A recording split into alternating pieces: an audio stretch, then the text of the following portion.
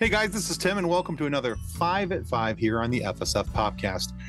This week I thought I would do something a little bit different than maybe what I've done before, kind of steering away from the superhero type stuff. Not entirely, because this is also on this list, but you'll get what I mean. Recently we interviewed a man named Thunder11, who is the writer behind the first 4 Sharknado films. And he gets writing credits on the additional 3 or 4 after the first 4.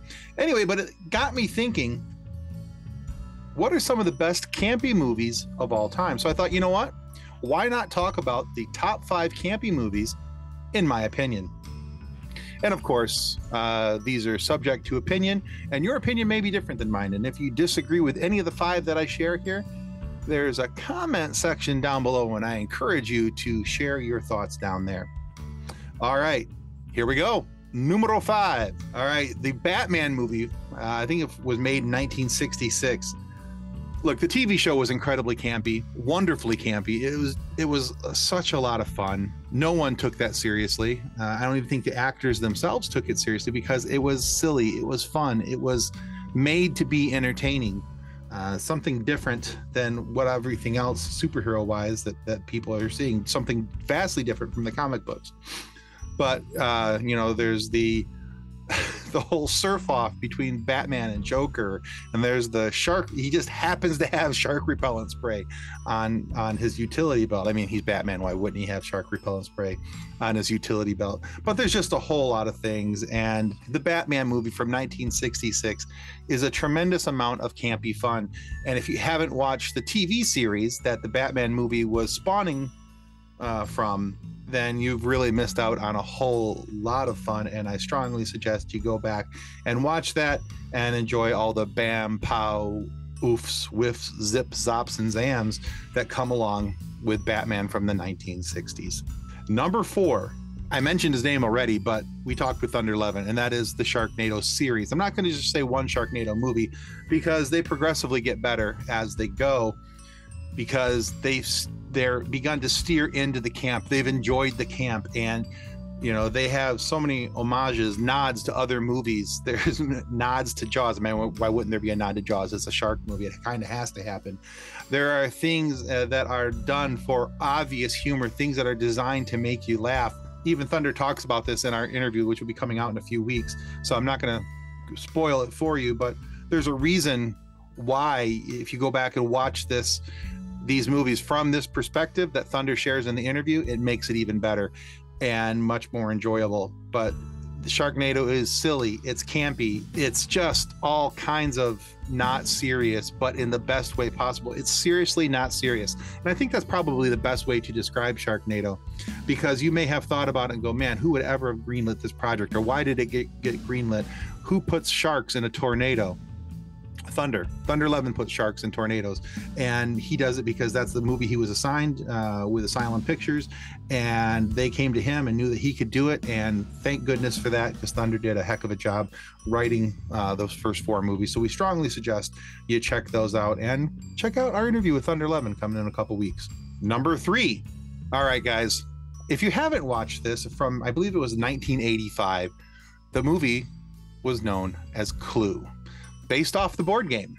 So it has Tim Curry, it's got Madeline Kahn, Michael McKean, just a whole bunch of people. It was almost Richard Mole was in it as well. It's kind of like a who's who of 80s stars. There's campy humor, there's silly humor, there's obvious outright things that are done for shtick. My favorite part of this movie, though, is towards the end when Tim Curry is running all over the house to explain how the murders were happened, who did it, how, and then just when you think the movie's done and they've solved it, up pops, or it could have happened this way, and here's an alternate ending. And then Tim Curry takes off running all over the house again, explaining how the murders were done. They find the murderer, and that's how it was done. And then up pops up on the screen, but here's how it really happened. And I love that. I think it's fantastic. There's a wonderful amount of camp in this movie. Very well written. Tim Curry is clearly, in my opinion, the star of this show, and he holds this movie together. Clue is held together by Tim Curry. It would have been a good movie without him. It's fantastic because of Tim Curry. So Clue is the number 3 of my top 5 best campy movies of all time.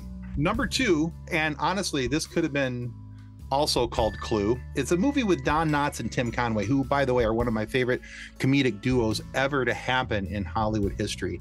Don Knotts and Tim Conway together are just pure, absolute comedy gold, and I absolutely love the two of them. But they did a movie called Private Eyes, which was very similar in nature to Clue. Like, I'm surprised somebody didn't get sued for it. How the murders get solved, everything. The humor between Tim Conway and Don Knotts, it's over the top at times. It's silly. Tim Conway absolutely just makes me belly laugh in this movie. He's if you haven't watched a Tim Conway movie, you need to start, by the way. But start with Private Eyes. His humor is very expressive. It can be physical humor at times. He can just be silly, goofy, and his delivery, his pitch is perfect. And Don Knotts, he's more than Barney Fife. Way more than Barney Fife. But, yeah. If all you know of Don Knotts or all you know rather of Don Knotts is as Barney Fife, then yeah, definitely go watch Private Eyes, because it's all about these two men who get brought in by Scotland Yard to solve a murder, and they're very American and very goofy, and it's fantastic. So anyway, number 2, Private Eyes. Go watch that one. Number 1, The Big Enchilada. That's right. Number 1 is one of my all-time favorite movies. It's one of the movies I could just put on and let it play. And again, it's another movie that I don't know if it was intentionally made to be campy, but it certainly is, and that's fine. And that's the movie from the 1980s called Flash Gordon, starring Sam Jones and Max von Sydow and Brian Blessed. And Timothy Dalton. How did I almost forget T-Daltz? You can't forget T-Daltz. The man who would later become Bond, James Bond. Anyway, fantastic movie. It's silly, it's campy. Again, outright humor, not so outright humor, bad practical effects, the whole 9 yards. Bad visual effects.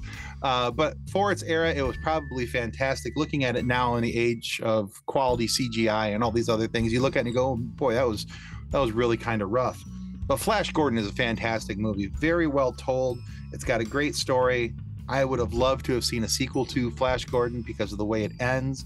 And if you've never seen it, I'm not going to spoil it from you, but you probably should watch it, because the ending of Flash Gordon is great and makes you think that there should definitely and positively could be a sequel. It's definitely, I think Flash Gordon's one of those things that if Hollywood is looking for a reboot, this is prime territory for a reboot, but it has to be done the right way. Not by the CW. I know they tried. Shame on you, CW. But a major motion picture with quality action stars and a solid writing team. I think Flash Gordon could be a box office smash hit. Not a bomb, but a very good smash hit as far as moviegoers are concerned. But yeah, it's a whole lot of fun. But that's my top 5. Let's go through them real quick. Again, we've got Batman, we've got Sharknado, we've got Clue, we've got Private Eyes, and we've got Flash Gordon at number 1. If you like campy movies and you like my list, go ahead and throw some comments down below. If you think I missed one, put the comment in down below, because I know that there's going to be one that most people are going to think that I missed, which is an obviously camp movie, and it's very popular. It's a lot of memes made about it. I'm not going to say the name because I'm pretty sure we're going to see it in the comments down below. Anyway, that's this week's 5 at 5. Let me know what you think. I'm curious to see your guys' thoughts and comments. If you haven't already subscribed, John's going to put a subscription reminder right here on the screen. Go ahead and click that subscribe button. It helps us to continue to grow. We get to make you more content and helps us to entice people from the sci-fi and the pop culture world to come and have our interviews every Friday morning that we release for you guys to enjoy.